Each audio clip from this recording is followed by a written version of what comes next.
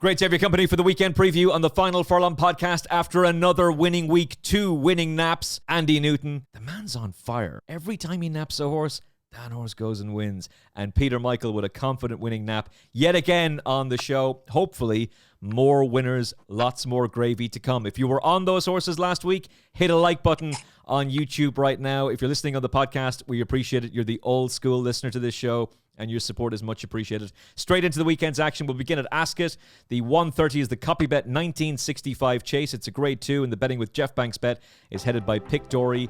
First run after a wind-up. Paul Nicholls does like these wind-ups, and he is a long odds-on favourite, and it's the second year in a row that Harry Cobden chooses Ascot over the Betfair Chase and Brave Man's Game. More on that to come. Dashel Drasher, Lovable Horse, Rex Dingle, Jeremy Scott, 100-30 with Jeff. Peter Michael, who do you like in the first race of the show? Well, I mean, Pick Dory's obviously the one to beat. He's priced up around 1-2, and he's the most likely winner. But I wouldn't, it's an unappealing betting race. We've been on this show and we've had horses at 1-2, and we've said they're good prices, and they should be even shorter, and they've gone on to win and win easy. But whilst I do think Pick Dory's the most likely winner, it's hard to back him at 1-2, even though he does go well fresh and he loves the track. But then again, if you try and find one to beat him, it's hard to find one to beat him. So it's a race I won't be backing in. I wouldn't advise anyone to back in it, but if I had to pick one, the most likely winner in my mind is Pick Dory. I was super confident Jello would win this race. Super confident. And then Venetia took him out. Pick Dory just wins. Simple as that, Andy. Yeah, I agree. I mean, it would have been a better race, obviously, if Venetia had run Jello in it as well, but that's not going to happen. I mean, look, Drasher is what, 11 now, a little bit too old, and just, I don't know, I think it's on a bit of it's only had one win, I think, in its last 11, so look, it's going to be on a bit of a downward curve. Le Patron, same, the bit of a bounce back, that one, it was impressive at Sandown, wasn't it, last season, but since then it's sort of flopped. Fourth, and then it was pulled up in the Turners, wasn't it? Fourth in the Silly Isles, and then pulled up in the Turners. So that's a bit to prove. And then, just by process of elimination, I mean, Pick Dory, won this last year. Nicholls loved this race. He's won it zillions of times, and he'll do so again. This will be the first one. Well, Ballyburn, I think, is running as well on Saturday, isn't it? That we know, we found out today. So that will go in all the Accas and the doubles and trebles, and this will be the second one that all of those kind of punters will be plonking in, and it'll win. He's a 3-time Ascot winner, including, as Andy said, a 16-length winner of this race last year. He just goes and wins. He's an absolute banker for the multiples. Don't at us if he falls or comes unstuck, but he really should go and win. To the race at Ascot, which is the Howden Ascot Hurdle, grade 2 over 2 miles, 3.5 furlongs. It's been won by Faugheen and Annie Power back in the day. No Willie Mullins horse, but there could be another female winner of this race. Maybe she identifies as a male. Who knows in this day and age? Golden Ace for Jeremy Scott, the Cheltenham Jack de Bromhead Mares Novice Hurdle winner, who was very good that day, but how did she win that race? How did she beat Brighter Days Ahead and Jade de Cruz? Could it be that Paul Townend and Jack Kennedy were paying too much attention to themselves and not paying any attention to Lorcan Williams? I think it might very well have been that. Anyway, she was really, really good that day, and she's 15-8 with Jeff Banks Bet to get her season off to a winning start. Blue King Doro for Harry Cobden and Paul Nicholls, 130. Ella McNeil's Thunder Rock, 5-1. And Lucky Place for Nico de Boinville is an 11-2 shot. Salver's getting no respect from Jeff, 13-2, nor is Colonel Mustard, who's a really solid horse for Lorna Fowler, a 10-1 shot. Peter Michael, is Golden Ace going to be making a winning start to her season, or are you taking her on? Well, I mean, she has to have every chance. We have 6 runners here. There's £10 between the whole field. So, with a bunch of them having their first run, there's not a whole pile between them. And the ratings, the top rated is Blue King Doro for Paul Nicholls at 150, and the bottom rate is Lucky Place for Henderson at 140. There's a few horses carrying penalties. Fitness levels, we don't know what they're turning up at. So as you said, it is a pretty tricky race. I'm going to take a chance. Whilst I do respect Golden Ace, and she's unbeaten over hurdles and has done nothing wrong and has beaten everything that's been put in front of her, but I'm going to take a chance with Lucky Place, who was 3/4 of a length behind Golden Ace when they clashed at the 8th of January at the start of the year. There was 3/4 of a length between them, and Lucky Place turns up here on Saturday, £10 better off with Golden Ace. Obviously, Golden Ace has gone on after that to go from strength to strength, and has obviously improved and is a better mare, I presume, with every run. But Lucky Place, I think, only had 2 runs after that. And she was second in the grade 2. He was second in the grade 2 to Gidley Park, who's a very classy horse, and then ran a lovely race behind Langerdan. At that time, Henderson's horses weren't running great. A lot of them couldn't even finish races. They were being pulled up. I'm not saying there was Nightmare anything stuff. wrong with Lucky Place. Yeah, I'm not saying Lucky Place had anything in the system, but surely it couldn't have helped. So Bodes well that he might. she was one Yeah, of the, it her bodes and well Lucia were like the only ones who actually managed to perform well. Lucia ran well. Yeah, it bodes well, and just the fact that he has a £10 pool with Golden Ace, but obviously Golden Ace, as I said, has gone from strength to strength, and obviously he's the horse to beat here. You have to respect the Nichols horse, Blue King Doro. Thunder Rock is a very likable horse, possibly a better chaser. Salver is unexposed, and you have to respect him. Colin Mustard will have his chance as well. But just looking for value at this time of year, which is what it's all about, and horses having their first run, you want a bit of value if you're backing a horse having his first run. I'll take a chance on Lucky Place to hopefully reverse the placings with Golden Ace and £10, better terms. Sometimes you can overthink things, but it is interesting that Nicky had Django Bay in this race, and he relies on Lucky Place instead. Yeah, I mean, he's the worst. He's the lowest rated, so he has it to do. But he's only 5 as well, so yeah. Yeah, I mean, look, you can make cases for all 6 of them, really. Salva third in the Triumph, form of that's been franked since with Cargaze's come out. Ran Sergino second at Aintree, decent form, then won at Punchestown. Last year's winner, Blue King Daru. Yeah, the only niggle there is it didn't quite back it up afterwards. Came 5th in the long walk and then 4th at Sandown. It's gone well fresh, but as I said to you boys, before we came on air, was last year this horse was actually getting a bit of weight, and this year it's a bit of a reversal. So it's giving weight away all round, and that's the problem. And the other thing we sort of asked before was look, Golden Ace, the alarm bell's a little bit. The price, 2 to 1. Should it be a bit shorter than that? And as we said before, the two questions were, and no disrespect to Jeremy Scott, was if Golden Ace was trained by something else, what price would it be? And secondly, evens, at least, even at least, yeah. So that's the first one. And then Brighter Days Ahead, the horse that she beat at Cheltenham was in this race, would probably be, potentially odds on. Why is she 2 to 1? Don't know.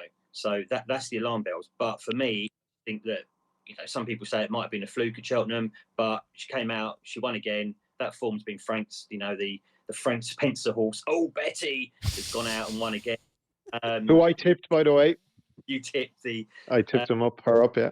I think Why Not was in behind that day as well. That's come out and won this season. So I just think that you just got to roll with it. She's a strong travelling horse and definitely the one to beat here, I think. Well, the last time you said, why is this horse not shorter in the market? It was Dubai Honor last week, and you were right. And they came for that horse towards the end. There was money for him, but he should have been a much shorter price in the build-up to that race. He should have won, though. He also should have won. But the fact is, there was a reason he was uneasy in the market. Am I allowed to say that? Of course you are. We're past the... Yeah. Are we past the 15-minute mark? I can't remember. Trisha's taking care of that. I think if we say it after the 10-minute marker, the AI won't mess with the show. Whereas if you say it in the 10-minute marker, it suppresses it as a learn to not use foul language on a podcast. That's the kind of Orwellian nonsense that the YouTube guidelines are. And of course, we're more than happy to welcome our YouTube overlords on the show. Thunder Rock's got one hell of a record first time out. 5 runs, 4 wins, and a place. But better chaser. Yeah, I mean, Thunder Rock's interesting back at hurdles, but I don't know. I mean, 8-year-old. 8-year-old. He is they did think an awful lot of him. I remember Ella being very excited about him last year in terms of some of the big handicaps that he was going for. Wasn't he sent off a massively short price? Yeah, 3 to 1 for the December Gold Cup. Interesting. Maybe, I'm assuming this is him being prepped for something else, but Ollie Murphy did talk about him going back over hurdles last season. Look, he's interesting for sure. Salver is very interesting. He's unexposed. You've no idea how much improvement there could be to come. He's still only 4, rising 5. Gary and Josh Moore. Gary Moore's an absolute genius, particularly with this kind of horse. Colonel Mustard is really solid, and he's almost banker material for an Exacta or a forecast because he's going to be ignored in the betting and he shouldn't be, and he can run his race. I think Golden Ace is the most likely winner. The improvement is going to come from her. You would think she should improve over the summer. If she's ready to roll first time out, she'll run real well, and that filly's allowance or the mare's allowance is a massive advantage. But Janie, 13-2 about Salver. I don't know if he should be that big. He's a good jockey as well, I think. He's class. Caelan Quinn, obviously won the Welsh National last year, and he's sort of started this season very well as well, from what I've seen. Might want a bit more rain, Salver, but I think the step up in triple suit, and as I said, the form of that triumph's been fairly rock solid. So yeah, that looks the sort of value at sevens. Okay, there is rain forecast, if we can believe Siri, for Liverpool. So. The area is supposed to get hit with quite a bit of rain over the next few days. Right now, the going is good. We'll keep that in mind for a race that's coming at sorry, that's Ascot I'm looking at. What am I talking about?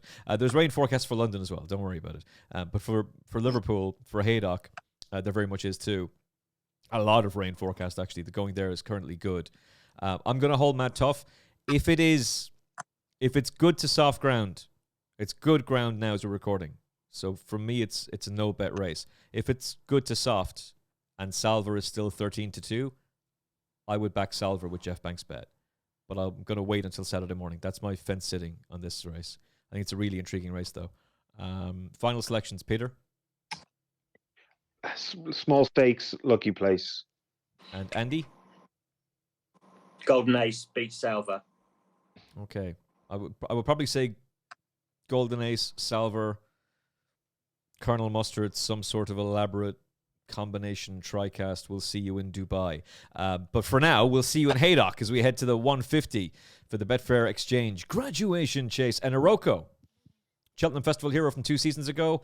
We tried to warn you. We tried to warn you about the Turners, and some people didn't want to hear it. That's okay, though, because I've been wrong so many times.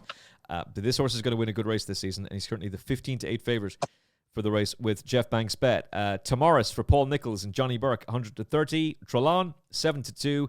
Deafening Silence, 11-2. Is there going to be deafening silence or epic roars of cheering from the Final Furlong Podcast posse after Peter Michael tips the winner? And who is it going to be, Peter? Well, again, another small field. Iroko's the highest rated, 152. And this time there's a bit of a gap to the lowest rated, which is Deafening Silence, 133. I think the second highest rated, there's a few of them at 144. So Rocco's quite well clear when you do the maths and with the weights. So it's his race really for the taking. But I'm going to go and I'm going to put up, I'm going to take a chance with the Kimbailey horse here, Trelawn. I think that's how you call him. It's a horse I like. I think this horse will develop into a decent stayer in time. Staying is definitely his strong suit. He does have a tendency sometimes to hang right-handed, so that obviously is a bit of a worry, but they've put cheek pieces on him for his last 2 runs. Forget his run 2 runs ago. I thought he was a certainty that day. David Bass, who's a jockey I rate highly, I don't know what he was thinking that day. This horse is all about stamina, and it turned into nearly a 3 furlong sprint, so he had no chance that day. Before that, he'd ran well, kind of hung his chance away. And before that, he ran a cracker behind Ginny's Destiny, and I think Grey Dawning was in that race. Just, there's a little bit tap for toe after making a mistake. This probably would be his minimum trip. He's got a very good record first time out. The only worry is the ground's currently good. Matt Nichols, who's the assistant to Kimbailey's on record to stating this horse does need it soft. Now, sometimes he can get it wrong. Sometimes these horses can be equally as effective in good ground. We won't know until they run. But of course, there's quite a lot of rain forecast for Haydock, which will obviously, I'd prefer that to come for this horse than not. So I'm going to go for him. He's a horse I like. I just think in time he's going to be a lovely 3-mile chaser. If he gets his act together and stops this hanging thing that he does and concentrates, he could be a horse going places this season. So I'll take a chance on him that the rain does come, and with his record first time out, I'll go for him.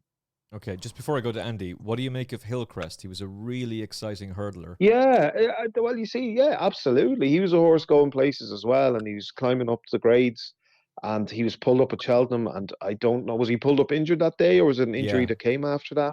I think Yeah, he, so Yeah, Bartlett. Yeah. yeah, he was injured in the Yeah, potato I race, mean- I'm pretty certain, but then he picked up another setback afterwards. well, that's not a good sign, is it? I mean, he's coming back off nearly 1,000 days off. You couldn't back him, but it wouldn't surprise you if he won. It's that type of race. He was a horse who I was a fan of, and as I said, he was Yeah. going places. But obviously, this game can be, horses can pick up injuries that they can never recover from. I'm not saying that's the case with this horse, but when you're off the track for that long, a lot of them never recover from it and come back the same they were. So you could only watch him. It's just good to see him back in action. Yeah. Really good to see him back in action. Tom Bellamy is making hay while the Kim Bailey sun shines. That's worked out very, very well for him, and obviously he's got other connections with other yards still as well. I think that's worked out very, very well for him.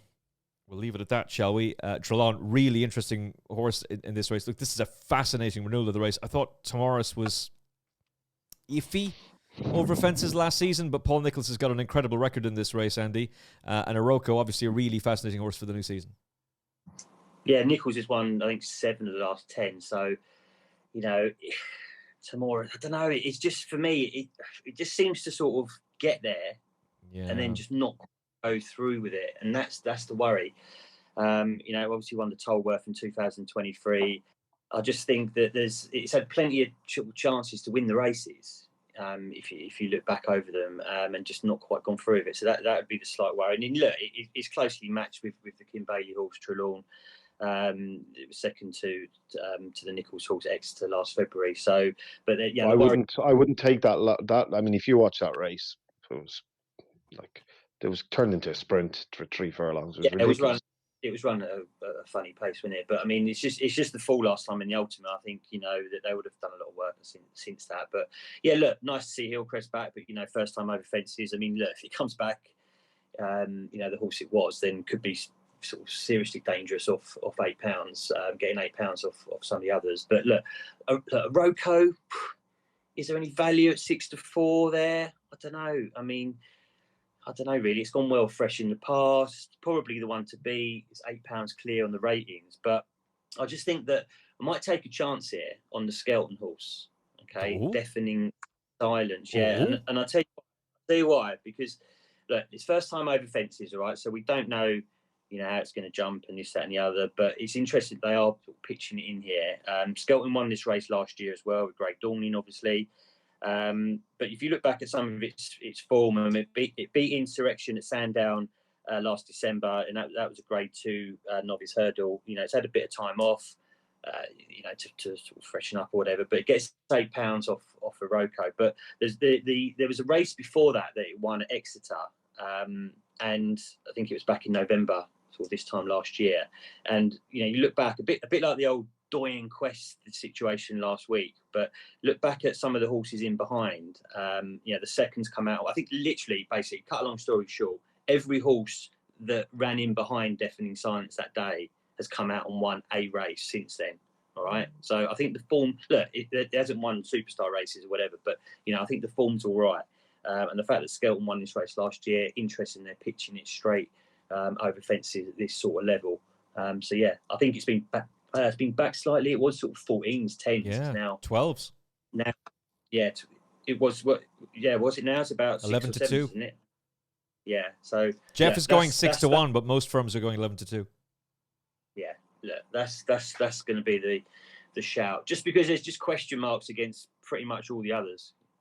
He's a fascinating one, Andy. He's the one you genuinely don't know what could he be, but it's really interesting that the Skeletons are throwing him into this race. I find this a fascinating puzzle. I thought Deafening Silence was really interesting.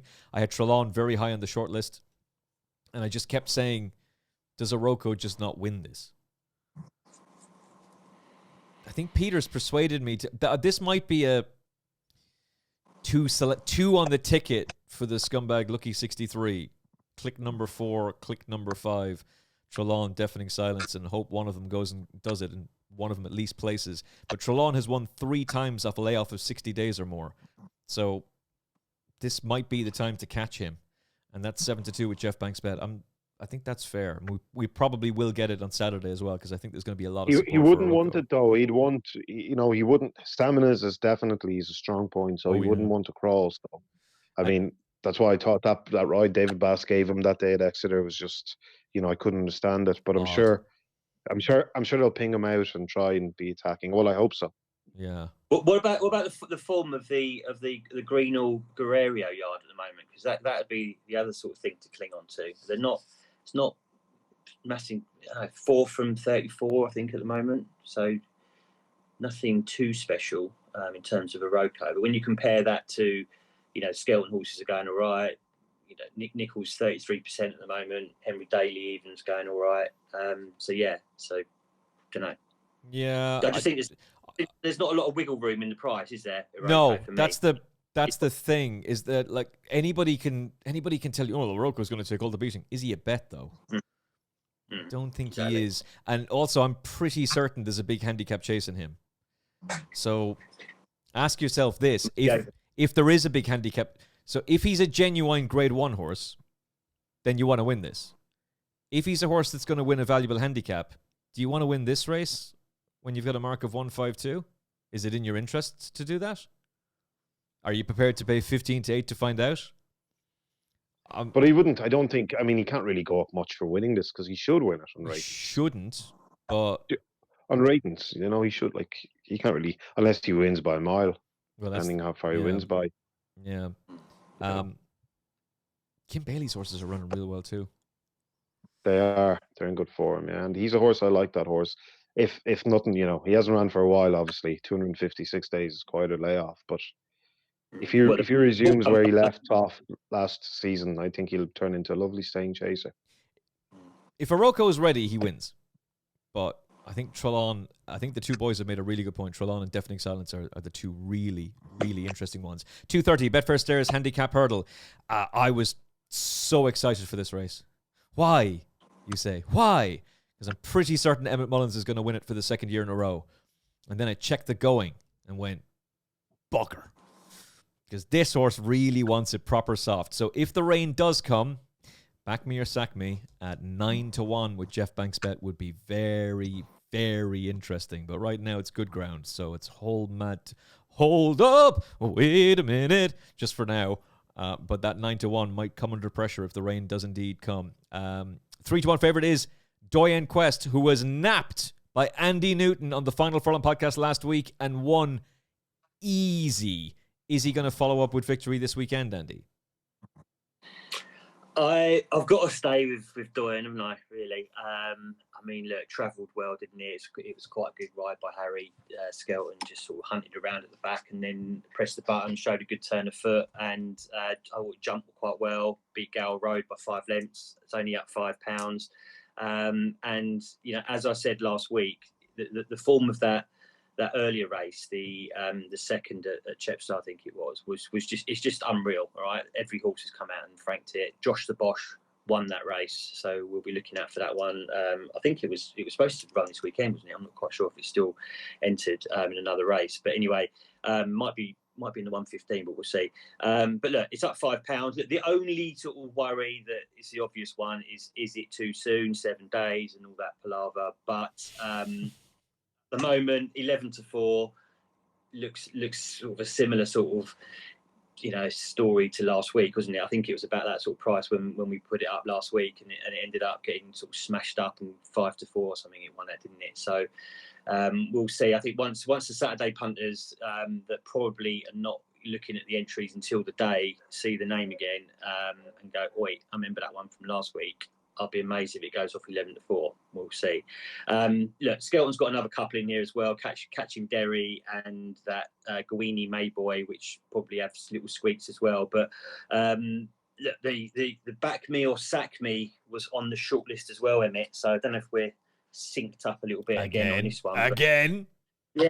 I mean, maybe. I mean, like I say, he won it last year, this race, Emmet Mullins, and another one that's been backed. I mean, yeah, look, it definitely want it a bit softer, but Haydock is reported to be getting some rain Friday and Saturday.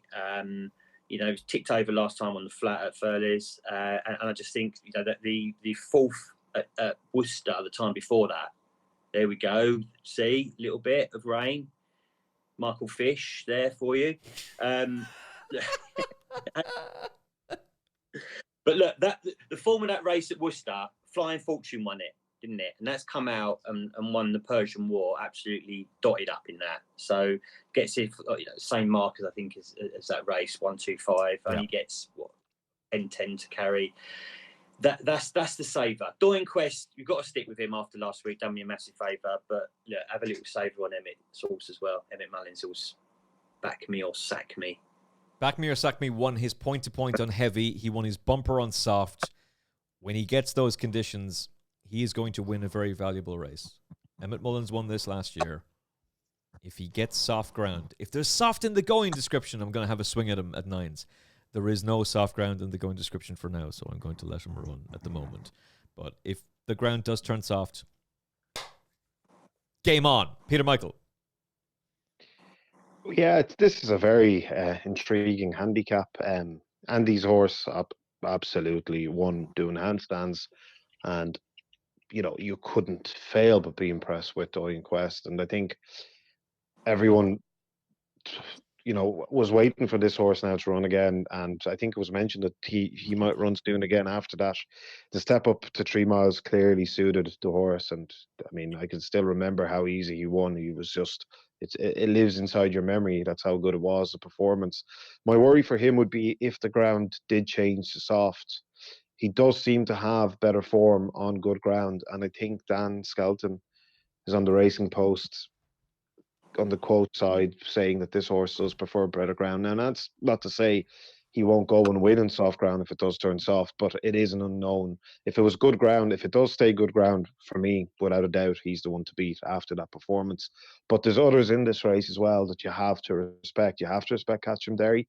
You have to respect Shoot First, who put in a very lovely comeback there in Galway on the 26th of October. A very eye-catching run. But, you know, normally with Charles Burns, everyone's having a go at him.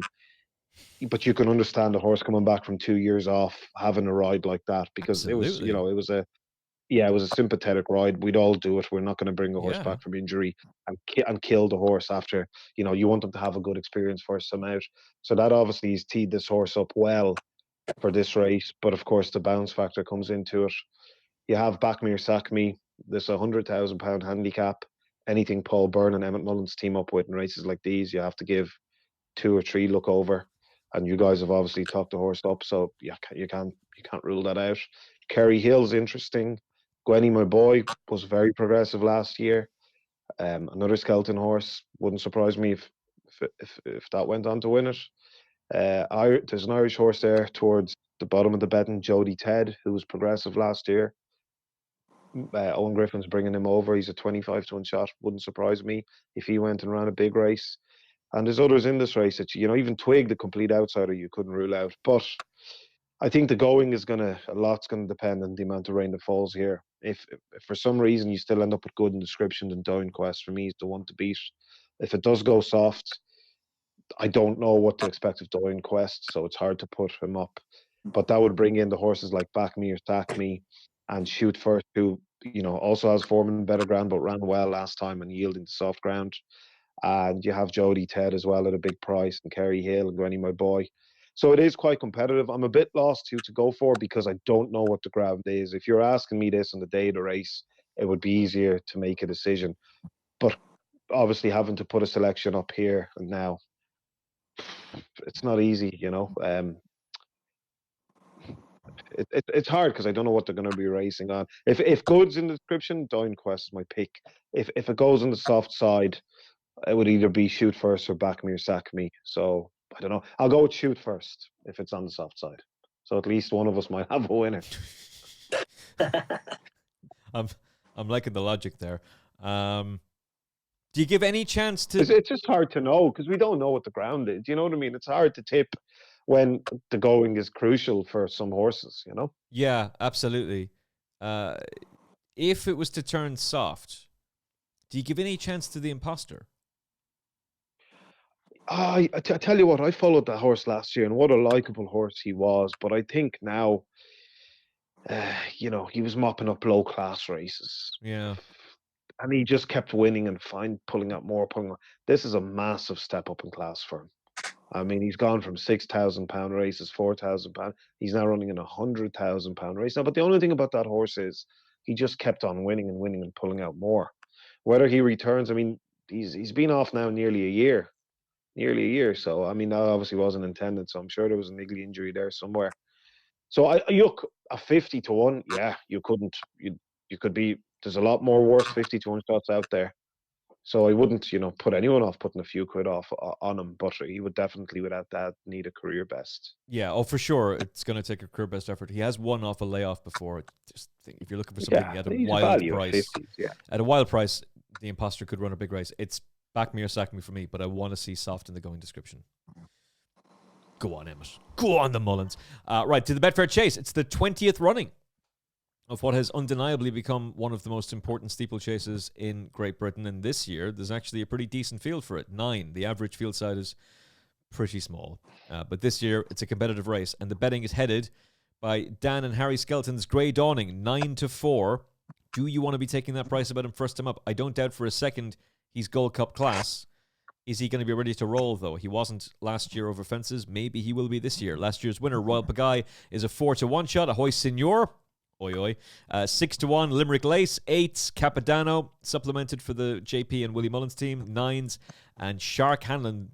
The Shark Hanlon, before he goes on holidays, what a great story this would be if he was to go and win the Betfair Chase before he has to bon voyage for a couple of months and then come roaring back to success.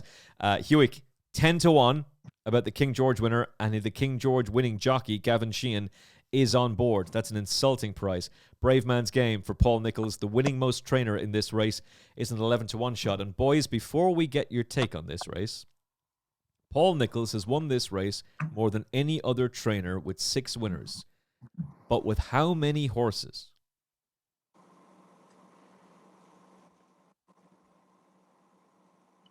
Do you want to name them? I'll say 3. You say 3. Andy Newton? YouTube viewers had already seen that Andy had put up 2. Do you want to name the 2, Andy?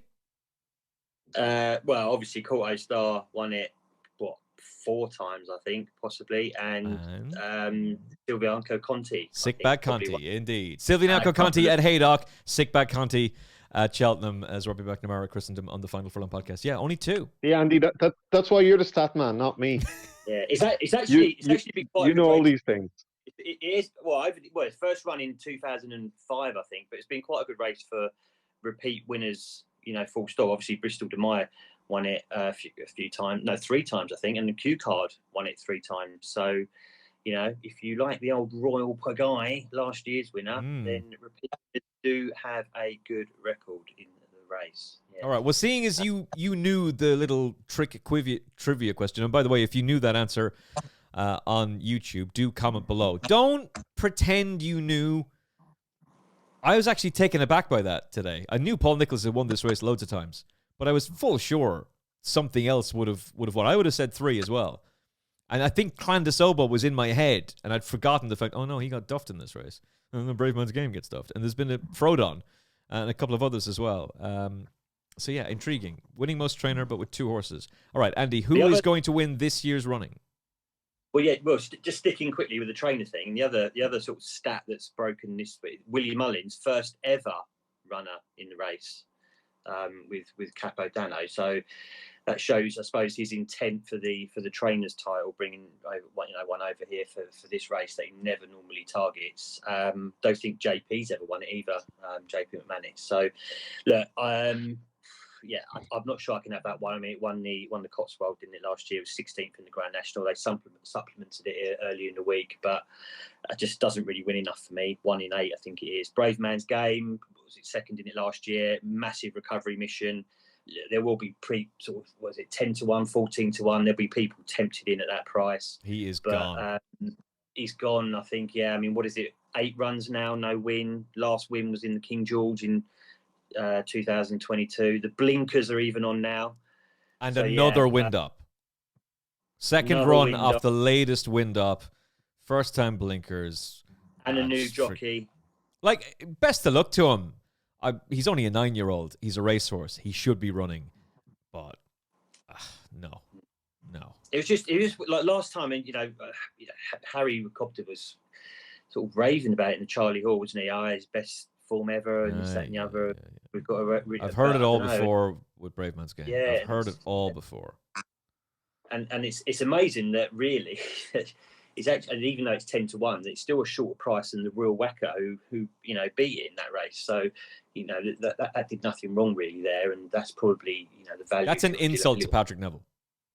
Yeah, exactly. If you want to do a little match bet or something on those two, who's going to finish ahead of the other, then that might be the way forward. Look, Ahoy Senor, I can never get this horse right. Clearly got the ability, got loads of stick last time for that ride in the old Rowan at Aintree, didn't it? So I'm sure Derek Fox will be looking to put that one right. But again, it's another horse that I think 9 runs now with no wins. Last win was in the Chase in 2023. So remarkably, it's still the top rated here, isn't it? 169. So that kind of that Great Dawning we've spoke about. Might just need the run for me. I just don't think there's any value there. 7-4. The other sort of niggle with Grey Dawning with me is like, a lot of people are going, oh yeah, it's going to be a Gold Cup horse and it's going to be this and that, but I don't know, is it that good? Is the form of its runs that? It's run against Ginny's Destiny. I think 3 times, didn't it, last year? 1 win, it lost to it twice. And I don't know. I'm just questioning a little bit. It's 10-1 for the King George, 12-1 for the Ryanair, 16s for the Gold Cup, and I just think it's got a long way to go. I think to sort of bridge that gap with the big boys in those divisions.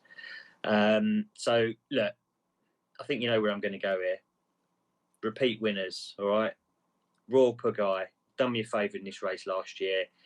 Absolutely loves Haydock. The only niggle would be its age, 10-year-old. But look, this is its Gold Cup. This is the race that Venetia will have had it spot on for. It's run at Haydock 5 times. It's only lost once, and that was second in this race in 2021, I think. So yeah, we know that Haydock specialists over the years like Bristol Demai and so on have mopped up this race, and I think Royal Pugai can go well again. And if you want one at a bigger price, I think you touched on it a minute ago. King George winner from last year. I think as long as it doesn't get too soft, obviously it's a tricky one because Hewitt wants it a bit quicker. Yeah. Royal Pugai will want super duper soft. So we'll see. But I still think Hewitt will run a good race. It's always there or thereabouts. And they're the two for me over Grey Dawning, I think, yeah. I really like Grey Dawning, but I think this is a remarkably simple race. Like almost shockingly simple. And it's basically copy and paste what Andy just said. If it's soft ground, Royal Pugai goes and wins. He's got a great record first time out. He's got a great record at Haydock. He's only been beaten once there in 5 starts. He will win. But if it's good or good to soft ground, and that's the forecast right now, and there is rain, but right now the ground is good, Hewitt wins. 10-1. Are you joking? He was second to Envoyaln last time out. And yeah, Jerry Calan might have blown out. But Envoyaln is still a top-class racehorse who is deadly. Only ever been beaten once at Down Royal, and that was by Jerry Calan in that race last year, and he was beaten by that much. Hewitt wins this. 10-1 is an absolute insult. Peter Michael. Yeah, well, when I went through this, it's a race I'm looking forward to watch. But I asked myself a question. I just said, who would I be willing to back at the prices?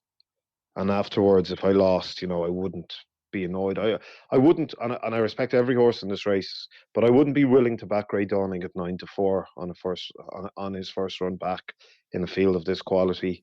I know Andy was talking about running against Ginny's Destiny, I think 2 or 3 times, but in fairness to Grey Dawning, he should have beaten Ginny's Destiny in December at Cheltenham. He clattered, I think, the second last or the third, one of the fences close to home. And I couldn't believe he got so close to the horse after that. So, and he went on to run good races after that, and he's won a Grade 1. So I'm not knocking the horse. I like the horse, but just in the first run of the season now, I know with these top trainers, with Skeleton, if he wants to have this horse 100% ready, he'll have him 100% ready. But still, there's nothing like race fitness, as any trainer will tell you over and over again. So I wouldn't really be willing to back him at 9-4. Royal Pagal, yeah, I totally understand everything you guys say. He's a very classy horse, probably the best horse in the race. And if the ground went his way, yeah, he'd have a very good chance. But again, I wouldn't really be willing to back a horse at 4-1 who's fallen two out of his last 3 runs. Nothing against Charlie Deutsch, but I'm not his biggest fan either. So I tend to avoid his horses, to be honest. Ahoy Senor hasn't won for ages. You go through them all. I respect them all. I'm a fan of Limerick Race, Limerick Place. Braveman's Game is kind of, his profile's kind of gone a bit downhill of late, but yet he still hasn't been running very bad. So he wouldn't surprise me if he won, but you guys made the point again. Second wind operation, blinkers first time. The warning signs are out there. Mullins bringing over Capodanno, first run ever, trying to win the trainers title. Have to respect them. But the only horse I'd be willing to back at the prices and not be annoyed if he doesn't win or come place is Hewick, because he's got race fitness.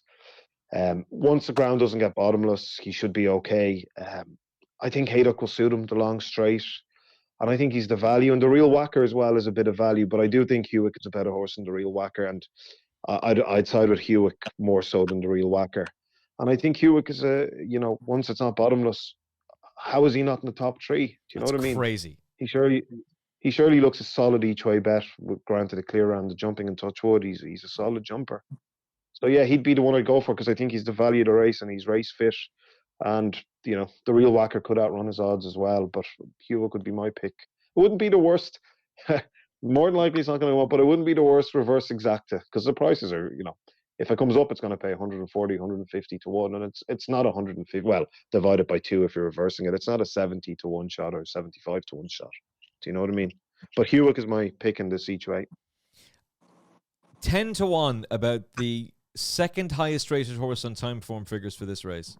About a King George winner who is race fit and eligible to improve. Are you joking? Plus Shark, as you lads said, Shark I think he's off now after this race. Am I right? He's gone for a few months. As somebody who is firmly anti-establishment, particularly these days, Shark Hanlon winning the Betfair Chase. Come on, Hewick, do it!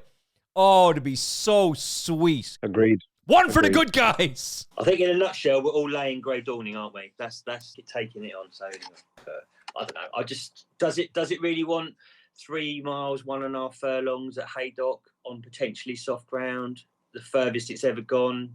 I'm not saying it won't stay, but first time out. If it is soft ground, then no interest in Hewick. But if it stays good to soft, all over him. I'm a fan of Grey Dawning as well. I don't know if I'd lay him, but I just wouldn't back him at that price. Yeah. If you know what I mean. Yeah, that makes more sense to me. I think you back against him at 9-4 in this race. I'd be prepared to back him in a grade 1 later in the season. I'll put it that way. Yeah, he'll win a grade 1. Final selections, the Exacta for you, Peter? Well, I'm going to go Hewick each way and a mug reverse Exacta, Hewick and the Real Whacker. That'll pay bonkers money. Andy? Last year's winner, Royal Pagai, as long as the rain comes. Come on, the rain. Obviously, the pick in this race, very clearly, Brave Man's Game. He goes and wins by Hewick. It's obviously Hewick. Okay, very briefly, Punchestown, Moygiana Hurdle. Willie Mullins has won 97 of the last few runnings of this race. I think he's won 14 of the last 15 runnings of this. It's like something insane like that. Stateman's won the last 2. Chances are Willie Mullins is going to win this again with either Stateman for the 3rd consecutive year or Lossiemouth, who Patrick Mullins will ride. But there is brighter days ahead. Who crushed Daddy Longlegs last time out, was expected to do so, and obviously is in a different league to him. But is she in the league of Stateman and Lossiemouth? Peter? She has to prove it anyway. We still don't know if Lossiemouth's actually going to run. You'd imagine she is after being declared, but nothing would surprise anyone. It was a bit strange to see her declared to take on Stateman so early in the season. I don't think a lot of people expected that. But anyway, send her to the fighting fifth. I mean, it's a tricky race, obviously, because of that. But it's hard to go against Stateman, isn't it?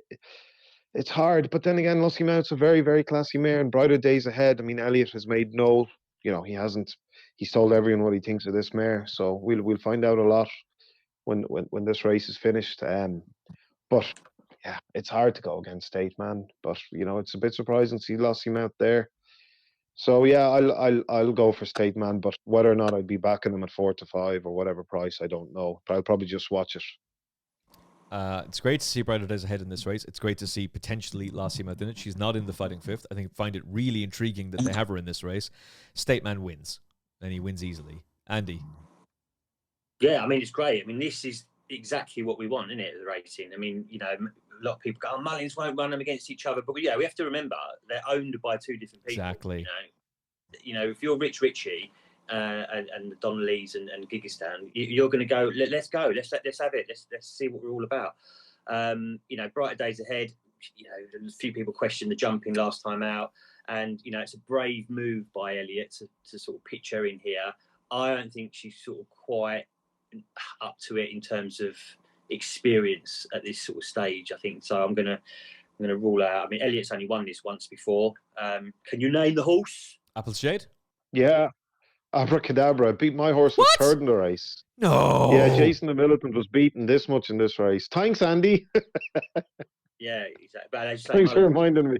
Like a zillion times. But yeah, I mean, look, the jockey bookings sort of say it all, really. I mean, look, Paul Townley was never really going to desert State Man, provided his first champion hurdle winner back in March. And, even with, a lot of people that go, yeah, Lossiemouth, and the weight allowance, the mare's allowance and all that. Good luck with that project. But even taking all that into account, I mean, State Man's still £6 well in here. So, its only time it's lost was against Constitution Hill, wasn't it, in the Champion Hurdle a few years ago. It's just rock solid, isn't it? I mean, it's one of those races. I mean, look, I like Lossiemouth, I think she's great, but it's one of those, like, the head says State Man, the heart says Lossiemouth, one of those ones. And realistically, State Man, it just doesn't do anything wrong, does it? I mean, Paul Townley comes out, didn't he? And he says, I just love riding this horse because it's just super, super simple. Does exactly what it says on the tin every time. I have a theory about this. I wonder, is Lossiemouth running in this race so that she gets beat and then they can say, oh, well, we won't run her in the Champion Hurdle now because there'd be no point, so we'll just go for the Mare's Hurdle. Maybe. Whereas actually, I wouldn't fancy her for this race at all. First time out against State Man? No. But in the Champion Hurdle, when she's race fit, I'd have a very different attitude then. But I could be wrong. Yeah. I mean, the betting for the Champion Hurdle, I mean, obviously after all that, palaver with Constitution Hill at Newbury the other day, she... Oh, you mean the it's about to be announced any minute now, Constitution Hill, he's retired. He's done. Have they announced it yet? Has Nicky come out and announced it? Has Nico given his speech yet about what a great horse he was? When he wins the fighting fifth, there's going to be a fair few sore heads on X. And he will win the fighting fifth. Yeah, but the interesting thing is that Lossiemouth, I think, went into 5 to 2, 11 to 4 favourite. Similar-ish Constitution Hill. But State Man, 7 to 2, 4 to 1. So a bigger price for the Champion Hurdle. But like you say, I mean, come March, if Lossiemouth does run the Champion Hurdle with the allowance and so on, being fitter, we'll just have to see. I mean, look, if you are in the Lossiemouth camp, you're basically pinning your hopes on this 5-year-old improving more over the summer, basically. And she could have done, right? But she's got to improve £6, and she may well do. Whereas State Man, we pretty much know where we are with him. He's not going to, the ratings at 169, it's not going to get any higher or lower really for a season or so, I don't think. And we just know where we are with State Man, don't we? So the big question is, has Lossiemouth improved £6 over the summer? That's what you've got to ask yourself if you're in her camp. So, I wouldn't be surprised if Lossiemouth doesn't run. I can't understand the logic of running them. Please tell me, who is backing Lossiemouth at 9 to 4 for the Champion Hurdle now? Madness. Are you off your head? I mean, look, right. I mean, I think I made this point last year with the Champion because there was sort of little rumours when Constitution Hill came out of the Champion Hurdle last year. There was like, oh, Lossiemouth might run in it and this and the other. Then obviously they opted for the Mayor's Hurdle. First prize for the Mayor's Hurdle is 67 grand, or it was last year. All right, Jesus first prize obviously, and that's pretty, whatever, prize money. That's for another. That's a lot of money, but it's bloody woeful for Cheltenham. The joke. Yeah, it's a disgrace. They got more than that for winning claimers in America. That's and insane. Japan. For the biggest jump meeting of the whole year, whatever. But anyway, look, the point being is that the state man got 262 grand for winning the Champion Hurdle, right? But even the second, right, Irish Point picked up more money than Lossiemouth did for winning. Picked up almost 100k, right? Even the third gets 50k. So the point, even if Lossiemouth does turn up at the Champion Hurdle in March and finish second, he's still going to earn richly more money. It's just whether he wants I want a winner rather than prize. They want a winner. Yeah, he doesn't care about the prize money. Yeah. Just a winner. Yeah. The buzz will win. Oh, sorry. Am I supposed to? Sorry. Apologies. Did I not? Okay. Apologies. I'm supposed to do my shill BHA talking points, and I forgot to do it. Sorry, Trish. Thank you for telling me. Can you just give me the prompt there again? Oh yeah. No, wait, no, Andy, no, it's not about the prize money. It's about the prestige. The prestige of British racing. That's what people want to compete for. Prize money doesn't matter. No one cares about prize money in British racing. Is that okay? Is that all right? Will that keep them happy? Great, okay. Yeah. Jesus Christ, what a miserable state of affairs. All right, best of luck to the Lossiemouth connections. Best of luck to them. You're going to need it. State man wins. We're going to see Ballyburn. Ballyburn's going chasing, and he's going to win everything. So best of luck to him. He's going to run in the same race that Gaelic Warrior ran in last year. We'll review that race on Monday. To the John Durkan Memorial Chase. Legendary, never met him, but the man who identified Isterbrack and was going to train him saw the potential the horse had, and unfortunately never got the opportunity to train him. It's great that this race is named in his honor, and JP McManus has got the favourite in Fact to File. I don't really understand why Fact to File is favourite for this. And if you're a regular listener to this show, you will know how much I love Fact to File. But why is he 2-1 against last year's winner, Faster Slow, and former winner of this race and dual Gold Cup winner, Galopin des Champs, who's 7-2. Spillane Tower, a 6-1 shot. He's a serious horse too. Grange Clare West 10s. I know the way you're thinking. This is a proper race if they all stand their ground. Peter Michael, who is going to win the John Durkan Memorial Chase before you exit stage right? I don't know, Emmet. I don't. It's hard to have an opinion. One, we don't know who's running, and two, the betting is a bit confusing, as you said. Obviously, with Fact to File being favourite, that obviously tells us something coming from the Mullins camp, because the bookmakers obviously have every bit of information. They get more information than we get. Put it to you like that. So yeah, you obviously have to respect the fact that he must be working well, and he must be improving, and he was such a likeable horse last season as well. I think he blew everyone away at Cheltenham. He was just so impressive, and he didn't put much, he didn't do much wrong last season, but he obviously Faster Slow, Galopin des Champs in this race. Spillane Tower, who's progressing the rate of knots. Grange Clare West as well is a horse you have to respect. So it's I don't know who's going to run, but you would imagine Galopin des Champs possibly is going to need this. I think he's needed it last year. I think he was, what was he in it last year? He was third in it. And what about the year before? Did he run it? He won it the year before that, but apparently he had a setback a couple of weeks ago. There was a chance he wasn't going to make this race. Right. Well, then he still might not. By the way, I wasn't. Yeah. Well, look,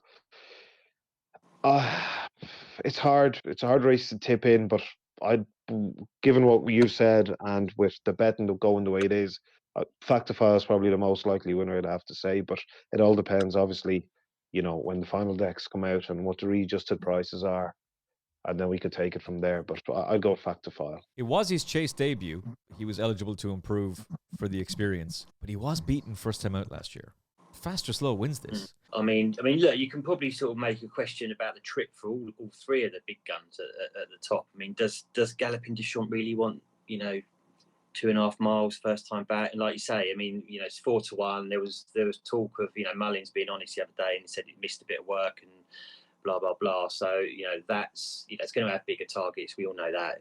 Later in the season, the Irish Gold Cup and obviously the Biggie, as it trying to sort of do 3 on the spin like Best Mate and Arkle I think did as well, didn't it? But look, Fast or Slow is a horse that it just doesn't really get the credit that it deserves, is it? I mean, it's beaten Galloping Deschamps 3 times I think now, twice in the Punchestown Gold Cup in this race last year, and you just think that of the 3 there, that this is going to be like bang tuned up, right, to win it again. Loves the track, like we say.